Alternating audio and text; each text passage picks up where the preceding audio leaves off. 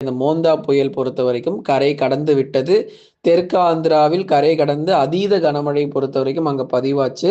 இது வெறும் தெற்கு ஆந்திராவிற்கு மட்டும் மழை பொழிவாக கொடுக்காமல் மேலும் தீவிரமடைந்து வடக்கு ஆந்திரா, அதே மாதிரி ஒரிசா மாநிலங்கள், மேற்கு வங்கம், அசாம் போன்ற இடங்கள் வரைக்கும் இது பரவி போகிறது. அதனால இந்த மோந்தா புயல் பொறுத்த வரைக்கும் நிறைய மாநிலங்களை கடந்து போகிறது. அடுத்து வரக்கூடிய 3 நாட்களுக்கு இந்த புயலுடைய தாக்கம் பொறுத்த வரைக்கும் தொடர்ந்து நிலப்பகுதியில காணப்படும். இந்த மேகக்கூட்டங்கள் தொடர்ந்து நிலப்பகுதியில நகர்ந்து அதிக இடங்கள்ல மழை அப்படியே கொடுத்து கொண்டே போகும். ஆந்திராவில் மட்டும்தான் காற்றினால சேதங்கள், மற்றபடி மற்ற மாநிலங்கள் எல்லாமே மழை மட்டுமே பதிவாக போகிறது. வலுவிழந்து விட்டது, முழுமையாக வலுவிழந்து விட்டது.